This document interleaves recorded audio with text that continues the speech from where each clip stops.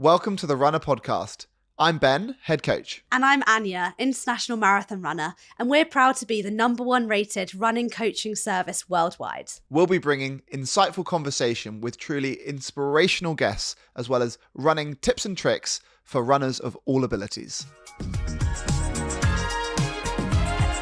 Today on the podcast, we have the Alex Yee, who has just completed everything from gold at Paris 2024 Olympic Games and triathlon world champion, and now Sportsman of the Year. We talk about his journey, his motivation, and what it really takes to get to the top. Enjoy the episode. Hey Alex, how are you? I'm good, thank you. How are you guys? Yeah, very good, thank you. Very excited to be chatting to you today. I guess would love to start off with what got you moving as a young Alex Yee? I think I was always, I grew up in like everyone says, I guess, quite a sporty family. My dad was doing a little bit of duathlon, which was not quite triathlon, but was run, bike, run. And the first chance I think he got to take me to the junior squad, I think he wanted a bit of free childcare, so he sent me down there, and I just love the challenge of moving the challenges of different, I guess, elements of it. I think I'd done all the other sports before that point, but I think there was something about triathlon which really grabbed me, and the fact that I couldn't do stuff straight away and that I wasn't able to achieve, not that I was able to be amazing at stuff, but say for instance there was a hill in Crystal Palace which I wasn't able to ride up, and that was for me to go back there, I think was and do that was kind of something which brought me back. And then I think that's still the same now with what I do. There's a challenge which I want to achieve, and that brings me back to the sport each time, and I think that's always been part of my nature. So always been quite like competitive and wanting to like do something that was initially quite hard. Yeah, I think competitive, but internally. So I think I've always wanted to challenge myself and be the best version of myself, and I've found that I guess doing that through triathlon has been quite rewarding, I guess. And so did you initially start by going running, going cycling with your dad, or what did it look like on day one? So I actually found triathlon through it's called the Chorus Kids of Steel, but it's basically like an event for young children to try triathlon for the first time. So I was one of those small kids that tried triathlon for what it was, and started that way. Started doing triathlon for triathlon, which I think is probably one of the first of that generation before me, because a lot of people had come from other disciplines and specialized into triathlon through individual disciplines. And were you good from the start? No, I wouldn't say I was particularly good. I think I was just probably quite a cheeky kid who misbehaved a lot. Probably didn't think about, performances or outcomes too much. Just wanted to be social with my friends, and that was kind of my social time that I look forward to after school. Kind of coming home and getting ready and finding a way to get to training, whether that was to run there, to ride there, to pester my mum and dad to take me there. So it was your self-motivation. You enjoyed it. You enjoyed seeing it as a social opportunity, and it wasn't the pressure from parents pushing you to be great? No, I'd say my parents were great in that they didn't push me into things, but they supported me. So in a way, I guess growing up in South London, I had quite a lot of access to things near my doorstep, and that meant that I could run 2K from my house and get to a running track, and I could get on the overground and get to Crystal Palace really easily. And those things meant that I could be quite independent with what I was doing and make my own informed decisions. And I loved training. I loved being with my friends. I loved misbehaving probably a little bit. And. And so I guess you said that you weren't that good at the start. When did you start to feel that you could be amazing? God, I still don't really feel like that now. It's one of those funny things where you don't really appreciate and stop what you're doing and look back at what's kind of happening. I think I've always been looking forward and trying to improve and think about what I'm achieving, what I can achieve next, and within myself and my processes. But I don't know. Yeah, I've never really had that moment where I'm like, oh yeah, I'm actually quite good at this. I think even now I'm still motivated to get better. And fast forward the story. You've just won the Olympic gold medal. you're the world champion and you're the sportsman of the year. Do you think you're quite good? I think that for me, the way I frame it is I still feel like I have room to grow. And I think that's exciting. I think I won Olympic Games not at my best and not what my potential could be. And that excites me. I think that gets me out of bed every day and keeps me pushing on and moving forward. So yeah, I don't know. That's kind of where I'm at, I guess. And you've got to where you are now by just wanting to get a little bit better, keep wanting to perfect your craft. And I guess that's still where you are. You want to perfect your craft. Yeah, I think that's the beautiful thing about sport is that when you're internally driven, it doesn't matter what level you are. It's all about just getting better. And I think that's, if you're motivated by beating people, then that's a motivation which has a means to an end. But if you're intrinsically motivated, it's infinite. Who knows where you could go with that kind of stuff. So I think that's exciting. And do you think you love getting out the door, riding your bike, going running and swimming as much now as you did when you were that kid first finding the sport? Yeah, definitely. And I think that's one thing which I remind myself sometimes is I'm doing this for my younger self a little bit. I'm doing it to make them proud, to do them justice. And if they saw where I am now, I'm sure they'd be amazed. But yeah, that all came from just, those small incremental goals. I have this image of you like learning to ride a bike with cleats as like this tiny little boy. Honestly, the first time I used cleats, I remember it vividly. I think I fell off my bike about 4 times. Yeah, but I imagine you like in cycling proficiency in school.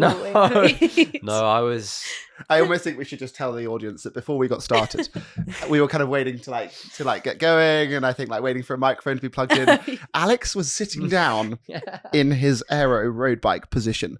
I kind of wonder if you came out the womb in your aero position with an aero helmet on as well. Yeah. Did you always think you could be a pro in triathlon, or like? Yeah, at what point did you think you could make a career out of it? It's funny because I wouldn't even say I feel like a professional now because I'm doing what I love to do. And it's funny that I'm able to do that as a job. But yeah, I don't really know. I guess people like Alistair and Johnny elevating the sport to the level they did in 2012 meant that it probably was a viable job and opportunities did arise. And I guess now triathlon is probably one of the top 3 participation sports in the UK. So I think that's really exciting and yeah, I don't really know. Did you look up to Alistair and like the Barney brothers, or who was your inspiration to get into it? I think all of those guys that were at that level at the time, I remember watching them and being in awe. I remember keeping magazines, having posters on my wall, all the cliche stuff.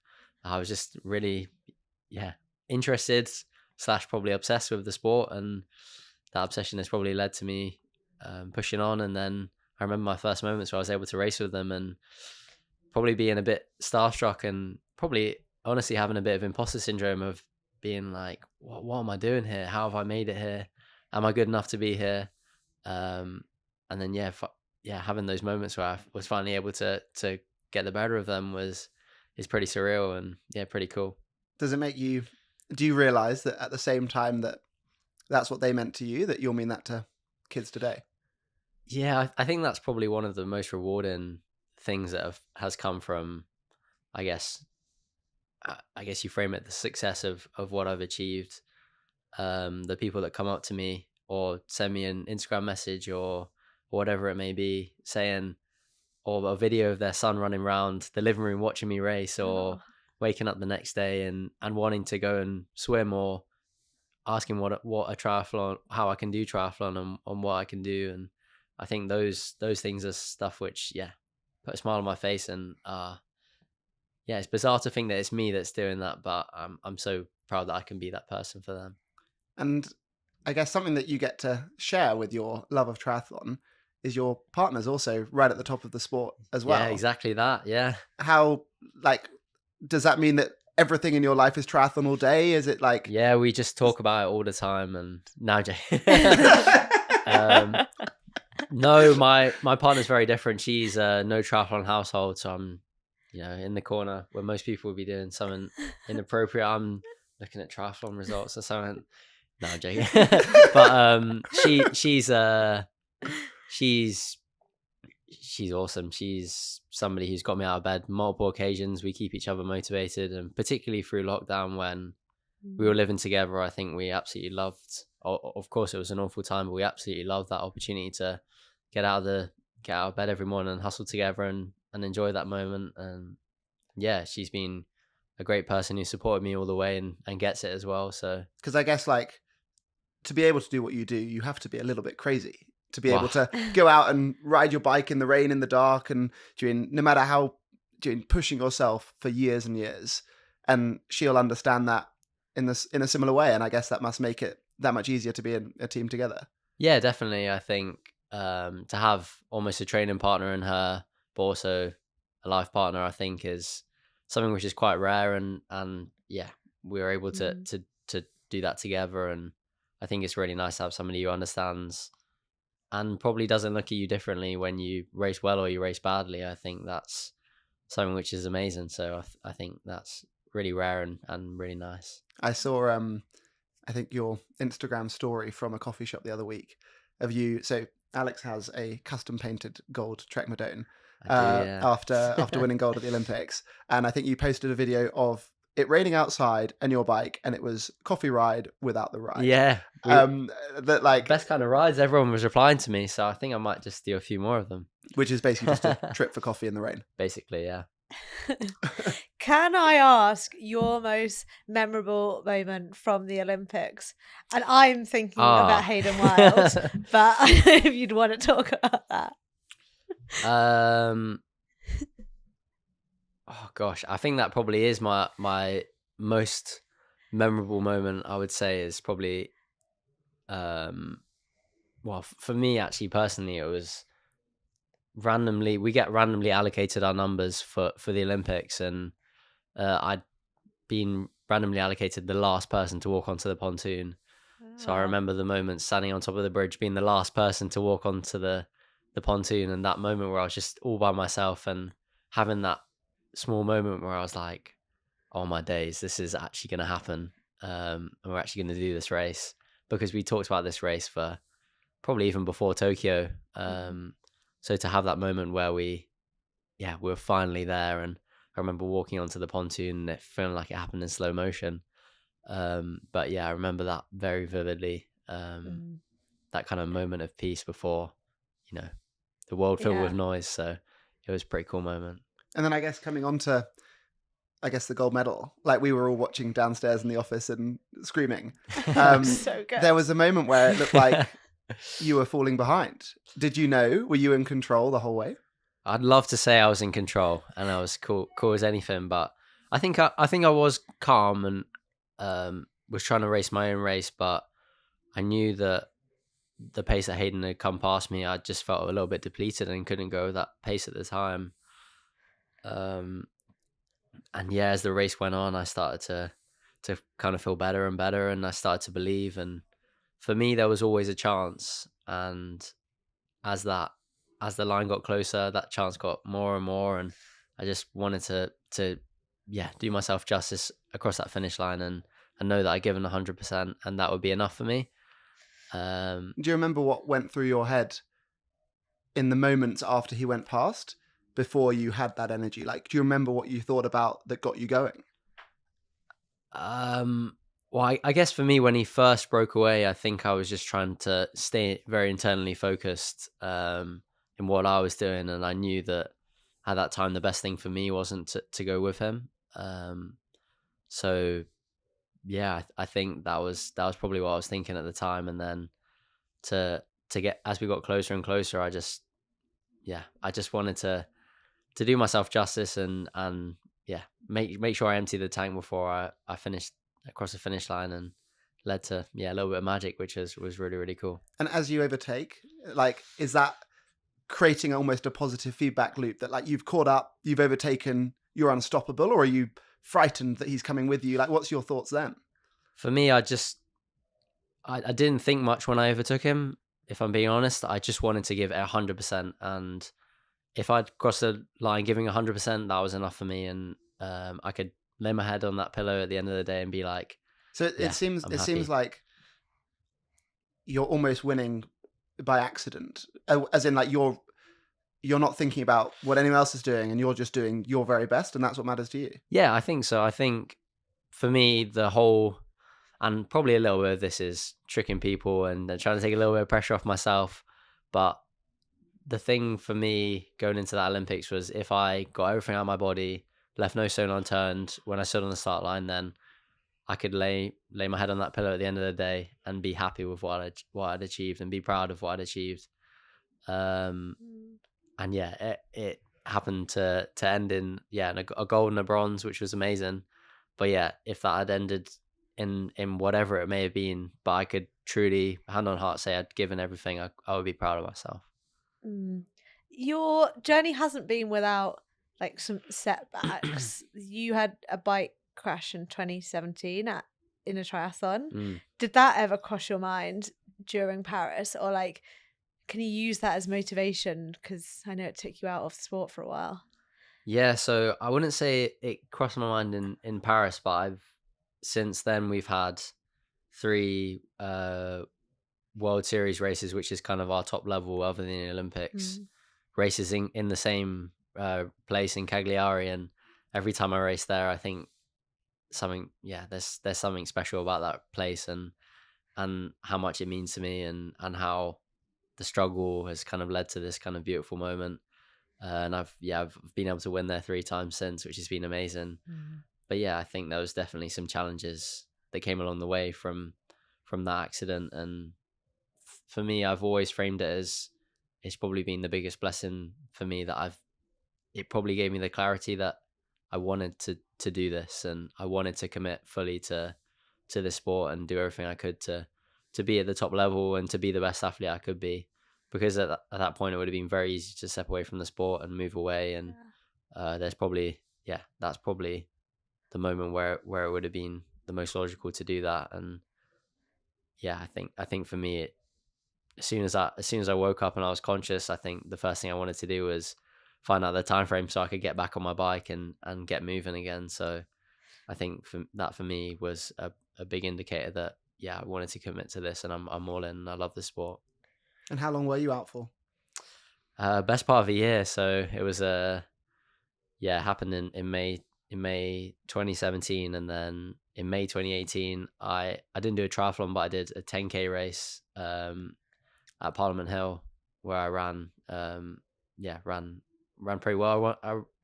I think I won the British champs there, so that was pretty cool. So yeah, it was nice way to come back. And yeah, I always say that race was more than just a race. It was me defying, I guess, the odds of what could have happened and where I could have been. So I think that was really special. And for how long were you off sport? Like, how long were you completely unable to train and live your life?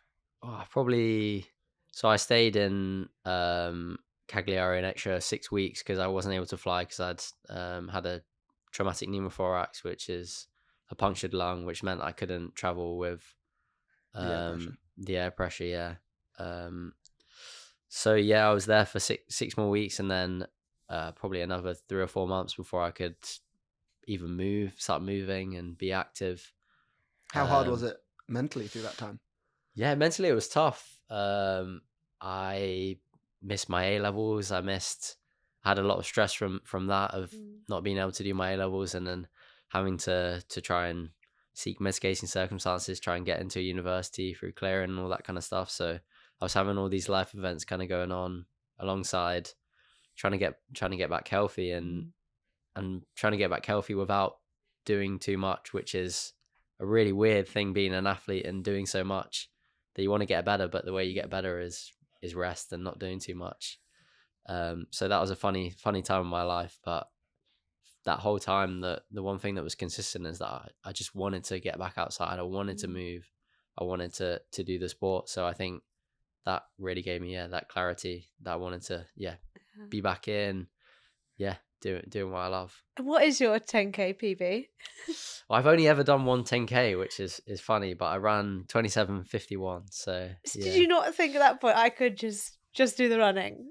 Well, I remember Seb Coe having a brief chat with Seb Coe after the race, and he was like, you do realize if this was an Olympic year, you'd be going to the Olympics for 10K. And I was like, oh yeah, that's true. But I don't know, there's always been something about triathlon which has just grabbed me. And yeah, the challenge of it, it's not necessarily that I'm the best at it or anything like that. It's always been that there's room to improve, and almost being perfect at the sport is impossible.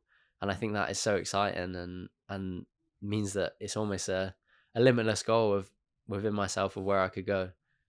And cycling, swimming and running, what's your favourite? If you could, whatever it is, kiss, marry and avoid. Oh, kiss, marry and avoid. So you can do one once, one for life, and one never again.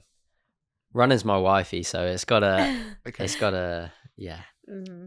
I think that one would be number one, definitely. Okay, so you're marrying, and then marrying running. Yeah. Who are you snogging?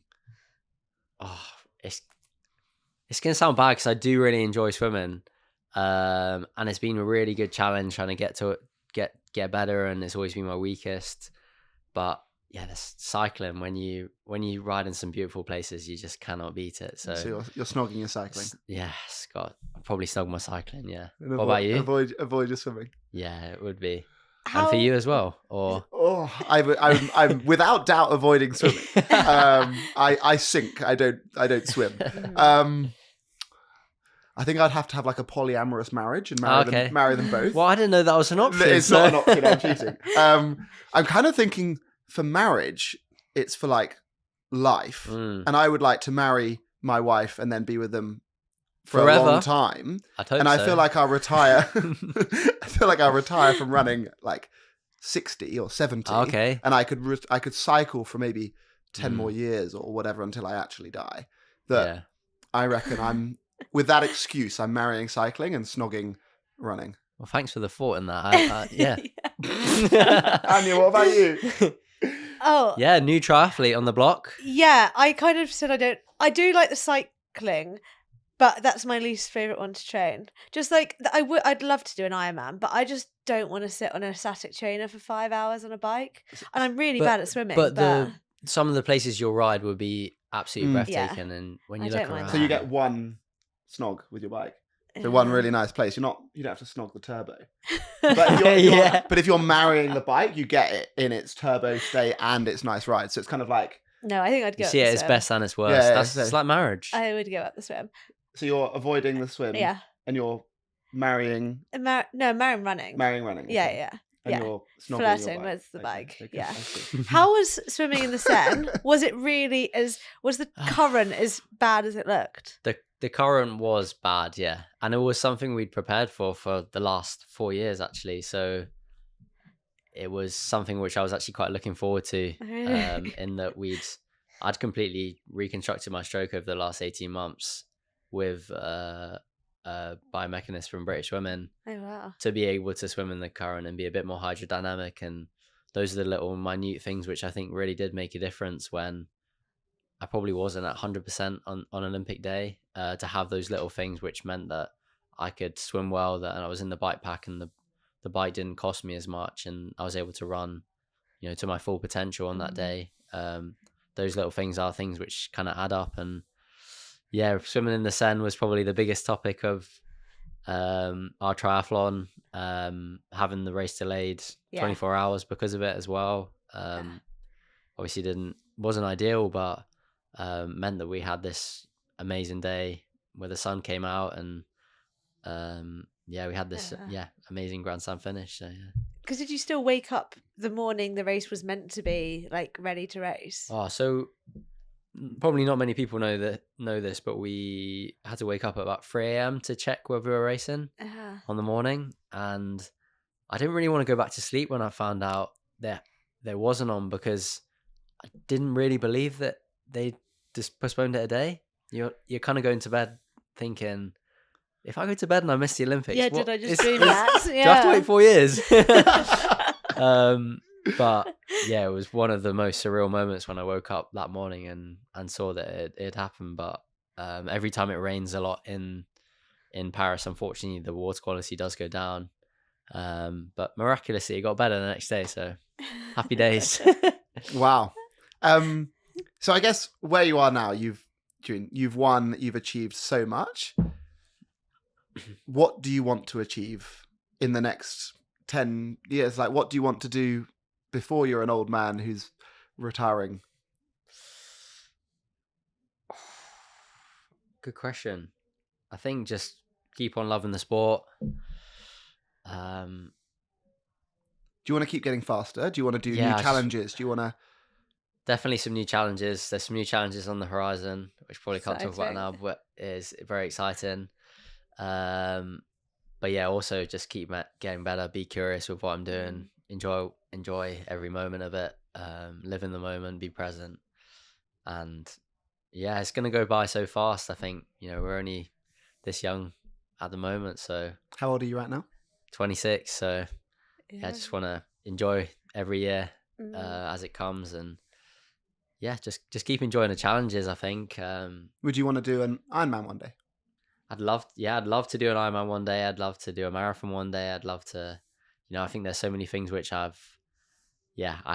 those itches which I haven't scratched yet within myself that I'd love to do and challenge myself and be better. And I think that's exciting. So I think long course is definitely something which I'd love to consider at some point. And yeah, doing a marathon for what it is as well would definitely be something I'd love to consider at some point as well. And your dad got you started with his duathlon. Do you want to be a dad? A dad?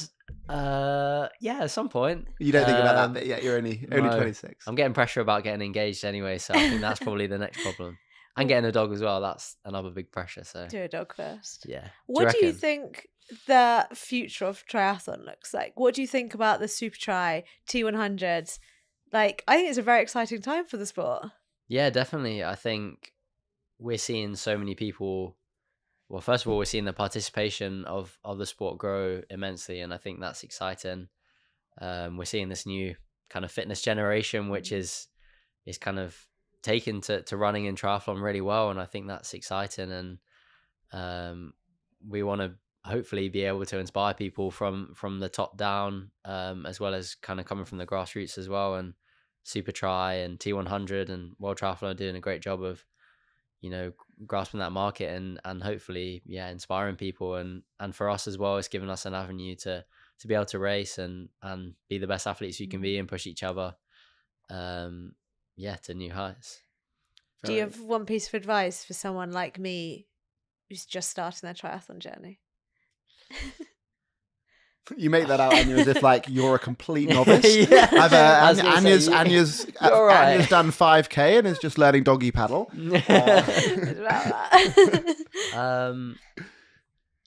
I would say, first of all, probably find like-minded people like you, and I think that's not very hard at the moment with the amount of people that are doing the sport and enjoying the sport, and then just be consistent with your work and just have fun. I think one of the things which I found weird initially is that the more I was having fun, the better I was doing. And I thought when I reached the top level, I've got to be serious. I've got to not enjoy this. This is hard work, and I need to be my best. I need to be serious.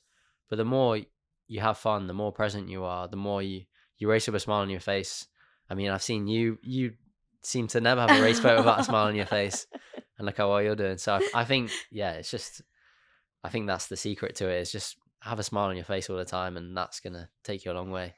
Long-term consistency and be happy, and that's what will make the long-term consistency just be happy, easy. Don't be sad.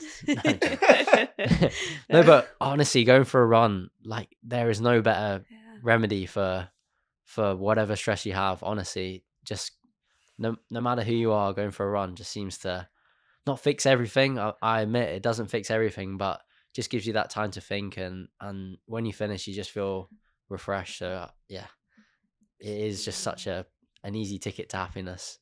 It's so full circle from you saying like the reason you first got into it, and just like the simplicity of running around Crystal Palace. It's a really amazing story. Yeah, no, it's cool. It is cool. Amazing. Right, well, we are going to segue over to Steph, who's going to come in with our coaching tip of the week.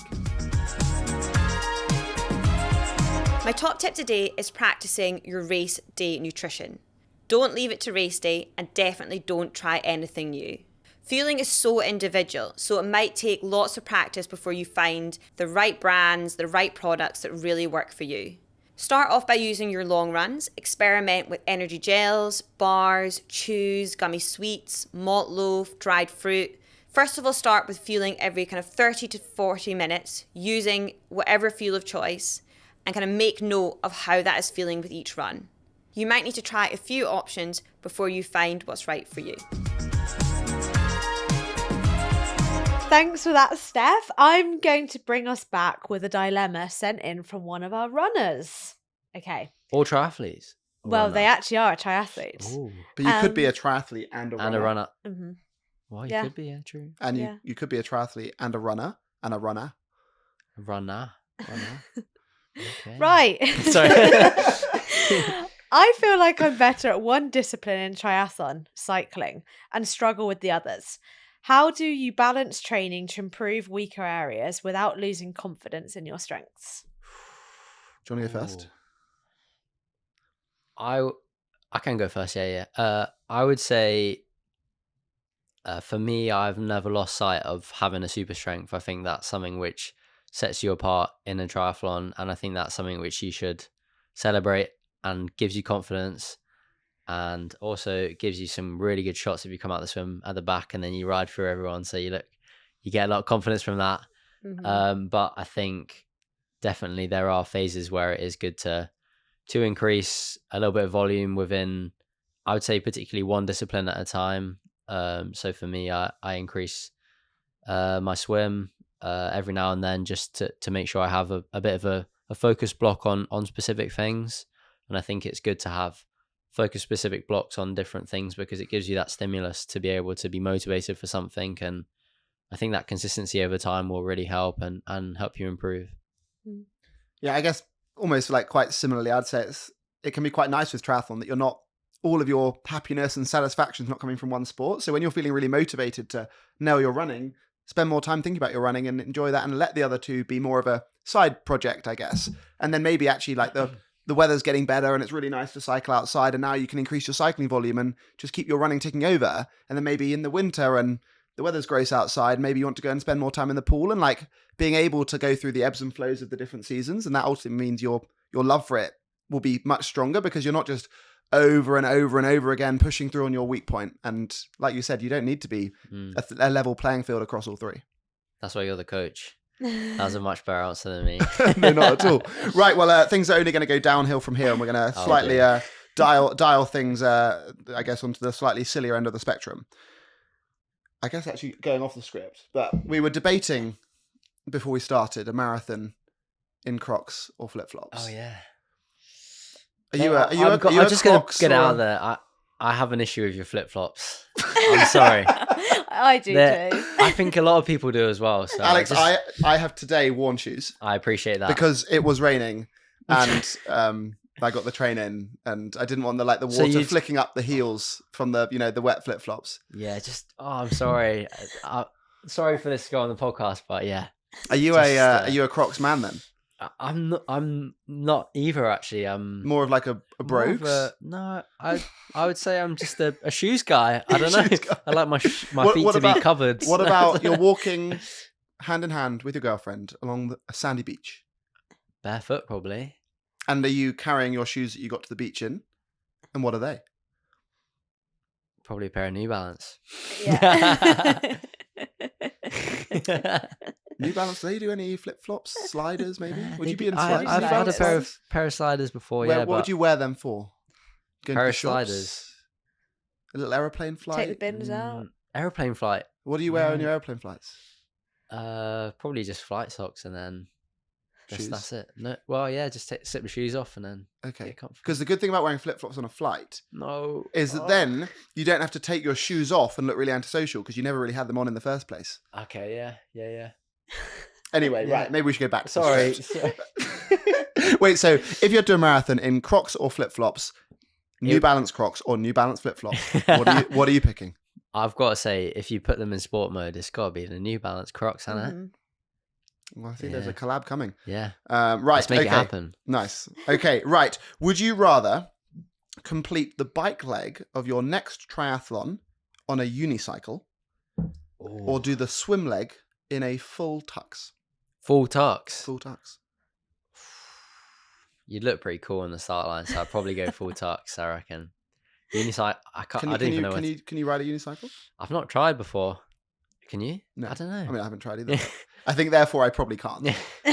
But I can't, even the people that are skilled, they're not going much more than 3 or 4K an hour. So you probably could make up the time that you I lose in reckon the so. tux, assuming you don't drown. Well, that's it. There's a real risk to life, I guess, at the same point. So maybe I think you'd still be quicker than Ben and I.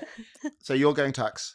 Should we do a swim race? I'll wear a tuxedo and And I get to wear a skin suit or whatever. No. You got some trunks, maybe. I'll wear some baggy Hawaiian trunks. Yeah. Yeah, I'll do it. Yeah, let's do it. Right. At some point. Is I've got to own the tuxedo first. But what's Anya wearing? I need a full swim What? skin. Swim skin, wetsuit. Everything. All right, done. Flippers. Why are you getting an advantage on me? Because I'm worse than you. I don't know about that. What's the Ironman time for a swim? Mine's like 1:11, I think is my Okay. best. So you Okay. know, it's about 20-30 minutes slower than you'd expect. And it's double the distance, isn't it, for T100? So it's It's 3.8k for an 3.8. Ironman. Yeah, and is it 1.9 for? No, it's 2K for Okay, 200. 2K. So what were you for T100? I don't know. I can't remember. Yeah, fair enough. 40 something, under 50. I Okay, think. yeah, you can wear a wetsuit, but no flippers. That would be unfair. Yeah, well. Okay, but I'm excited we'll for tee this race. up. Yeah. Are we doing it in the Thames? Are we doing it in a pool? in the Thames? where do you fancy it? Good question. Maybe we'll Well, do a it- first leg of a relay race. I or reckon something. say somewhere really nice, and then Runna will have to pay for it. Yeah, why don't we do like a runner Swimming competition. trip out to, like and then Barbados. we can get 2 other people to do the bike and run, or 3 other people to do the bike and run, and we'll do the swim. So wait, do portion of it. your bike and runners have to wear tuxedos as well, or are they on the Ooh. unicycle? So I think tuxedo. I think we should So all you're the keep it your consistent. team, your team tuxedo. Yeah. Tuxedo. Tuxedo. So you've got to wear wetsuits all the way your through. wetsuits, and I'm just Hawaiian I'm baggy Hawaiian shorts the whole way through. Yeah, I'm not sure that's that fair though. Yeah, it's not fair. I feel like the chafing might not be so nice. Oh Oh, mate. gosh. Quite Actually, hot I mean, in not that you're going to Barbados. be that comfortable in your run. Wow. We've gone really off tangent here, Yeah, haven't we? right. Okay, let's. I would say let's try and get back to it, but it's. I can't imagine the next one's any better. Would you rather do an entire triathlon, but all you're wearing is skimpy speedos, Nice. or do an entire triathlon in normal kit, but you cannot take your goggles off after the swim? I think for my dignity, I'd have to go goggles on. Goggles Goggles on. What Yeah. if they fogged up on the I run? just have to make it happen. I might be running into people and everything, but it's got to be done. I think. So you're not doing a speedos. No, I think just for my dignity, someone might fall out or. No, I'm And well, I guess it's not really a fair question for you. I'd wear goggles. It's not that dissimilar to like those Oakleys that are like eye pocket Oakleys. There's something about, I don't know, maybe it's not goggles, but when you wear sunglasses, you're just in your own world, and I think there's something beautiful about that. I think just there'd being be something quite beautiful if you think back to like winning your Olympic gold. Imagine overtaking Hayden in a little pair of skimpy speedos. Would that not spur you on? No. No. But wearing a Okay. pair of goggles though. Yeah. Yeah. Yeah, he wouldn't see the pain in your eyes when he overtakes and leaves you Well, behind him. yeah, that's You've true, kind of got a yeah. little bit of. A little bit of both. Yeah. Yeah. That's Okay. what the Oakleys are for, just to kind of cover up what's going on under the surface. We'll get you maybe those like horse blinkers, Yeah. so you can just focus on the straight and narrow. Right. Okay. Would you rather never be able to do a triathlon that's shorter than an Ironman again, or all of your triathlons, which can be any length, the swim is just full of jellyfish and you just keep getting stung? Oh, So all your what? triathlons from now on are Ironman distance or longer, or any distance but full of jellyfish. The fact that I'm having to think about this is crazy, isn't it? It would mean that you can't go to the next Olympics. and the competitors. Yeah, they're the jellyfish are out their way. Oh, really? Yeah, you're just keep Well, you just that's keep not getting fair. stung. Uh, But if you choose Ironman, you can't go to the next Olympics. that's true. It would have to be the jellyfish, yeah. What triathlon have you done with the most jellyfish? With the most jellyfish. That was. I don't think I've ever done one which has been crazy. Uh-huh. We have swum in Australia one time where there was heaps of blue bottles, and I remember 50% of us getting stung by them. They're like which really wasn't very dangerous fun. ones, yeah. Yeah. So that was pretty bad. But apart from that, I think we've been all right. Hayden one time got stung just before a race in Abu Dhabi. So that's probably the only one which has had a little bit. But yeah, And I'm going to have to get used to it, clearly. So. Yeah. And are you jellyfish or are you iron distance? I have iron distance. But do you know how much the pain of Ironman must just be? Yeah, but the pain of jellyfish. I But really the hate pain of jellyfish. Ironman seems. Well, I think but it's kind of like the pain of a 5K versus a marathon, which is that like the pain of a 5K is kind of worse in terms of intensity. Yeah. You just get it over and done with sooner. An Ironman on the bike. It's not that painful. It just takes ages. Yeah. It's a bit uncomfortable and your back gets a bit grumpy after a while. But it's like the difference of a 40K blast as bloody hard as you can on the bike, and the intensity is a very different feeling. Yeah. The feeling of depletion though is one of the worst feelings in the world. Like that feeling of bonk is quite bad, isn't it? Though I reckon. I don't know, or maybe it's just because we're used to. I'm used to putting myself through that kind of real hard, intense. We have that to look forward to when you do an Ironman one day. Wow, yeah, exactly. Yeah, I'll be taking some tips. Yeah, absolutely. Anya, do you want to take us away with the final question of the day? Yes, closing question, Alex. You are designing your dream race. What is the event? Where is it? What food and drinks at the finish line? And who's presenting you with a medal? Oh, wow. Okay. So I'm going to have to think about doing a triathlon in London. Is it triathlon? Okay.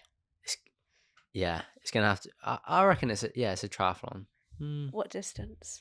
Maybe I'll add another event. I don't know. Oh, yeah, do that. Maybe... Yeah, I reckon we'll have a little... The day before we'll do a little prelim, a little Fortnite tournament, maybe a few different video games, sort out the order of the grid positioning. Nice. And is Fortnite your game of choice? Fortnite would be my game of choice. Not like Warzone or anything like that. No, Fortnite. Thought you were cool. Yeah, sorry, mate. No. Okay, so right, Fortnite to decide the Silly rankings, the grid start. Yeah, and then we'd have a triathlon. Anywhere in London? We'd have to make a big long swimming pool in the middle of the Thames so it was clean. Okay, but it's in the Thames. In the Thames, yeah. So we kind of like make a little temporary thing that is clean water in the Thames. Yeah, and then we'd create like a little crit circuit around near Buckingham Palace, near Big Ben, that kind of area. And then a run around that area as well. Everyone will be going crazy. Olympic distance? No, it doesn't have to be that long.